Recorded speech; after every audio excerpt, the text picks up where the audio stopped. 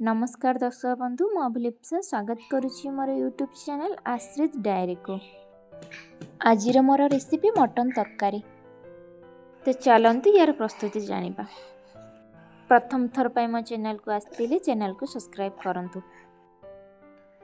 एठी मु 500 ग्राम मटन नहीं मटन रे मु गोटे मीडियम साइज रो कटा पियाज पकई नउची।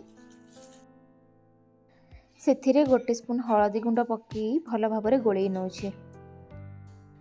एमिति गोले आमको अध घंटे पर्यंत रखिबाकू पड़िबो। एठी मु किछि रसुण छड़े नेची, किछि अदा आ 2 ରୁ 3 खंड दालचीनी, गोटे मीडियम साइज रो टमाटो और 6 खंड काजू नेची। एठी मु 2टी बड़ पियाज को चॉप करी नेची, अदा रसुण को अलगा बाटी रखिछि, टमाटो और काजू को अलगा बाटी रखिछि।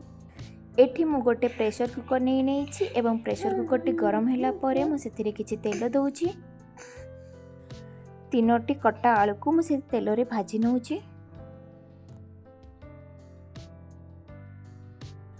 आलूटी मेरून कलर हे गलानी, एबे ताको गोटे पात्र को काढी नबा। आलू काढ़ी नेला परे से तेल रे मु गोटे स्पून चीनी दे देउछि। चीनी मोर मेरून कलर हे गलानी, सेथिरे मु किछि दालचीनी खंड आ अलैच खंड पकोछि। काटी रखिथिबा पियाज को एबे पकई भल भाबरे गोळै नउछि।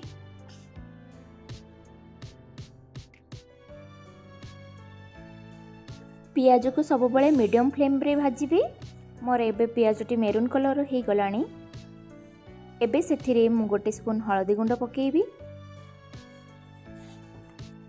गोटे स्पून चिली पाउडर पकई पियाजटी को भल भाव गोले नबा। मन रखिबे लो आंच रे गोलेबे। एमिति कले तरकारी रो कलरटी बहुत भल आस्ते। एमिति 2 ରୁ 3 मिनिट पर्यंत भाजिबे। एबे मोर कलरटी बहुत भल आसी गलानी। एबे बाटी रखिथिबा अदा रसुण पेस्ट को एथिरे पकई भल भाव गोले नबा।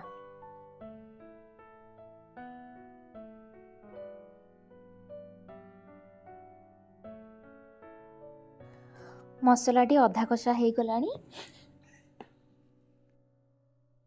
बाटी रखिथिबा टमाटो काजू को एबे मसला रे पकई भल भाव गोले नबा। मसलाटी को मीडियम आंच रे एबे कसी नबा।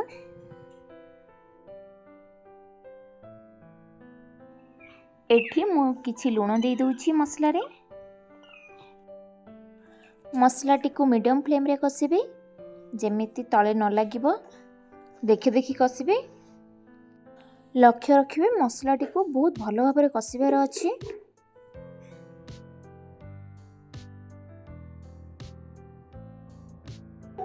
मसलाटी एठी मोर भल भाव कसी ही गलानी। देखि पारुथबे मसला रु तेलटी छाड़ी जाउछि।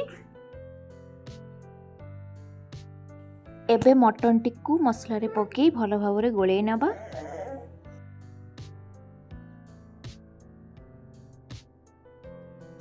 मटन टी को मसला रे भल भाव गोळे सारला परे एबे किछि समय ढांकी दबा। मीडियम फ्लेम रे एमिति 15 मिनिट पर्यंत हमको कसिबार अछि मटन टी को।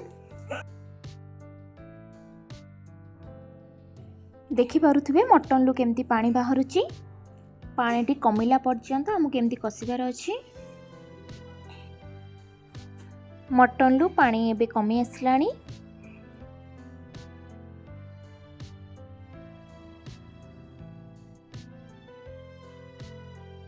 मु सेथिरे गोटे कप दही ऐड करूची। मन रखिबे दहीटी ऐड कला परे आंच को सब बळे हाई फ्लेम रे रखिबे, नहले दहीटी कटि जिवो एवं संगे संगे गोळेबार भी अछि।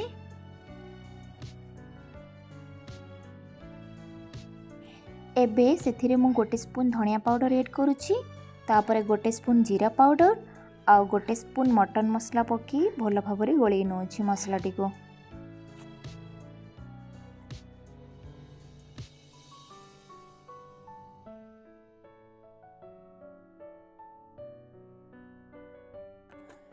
भाजी रखिथिबा आलू को से मसला रे पकई एबे भल भाबरे कसी नबा।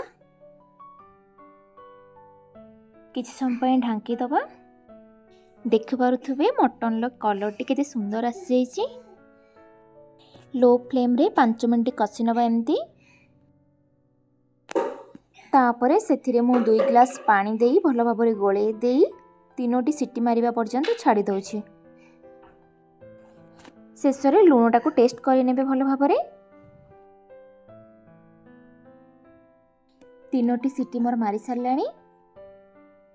तरकारीटीर कलर केते सुंदर आछि आपण देखि परथुबे। चलंतु एबे सर्व करनबा। आपण एमिति थरे ट्राए करंतु आ केमिति लागिला मते कमेंट बॉक्स रे कमेंट करी जणांतु। प्रथम थर पई चैनल को आस्थिले चैनल टू को सब्सक्राइब करंतु। जय जगन्नाथ।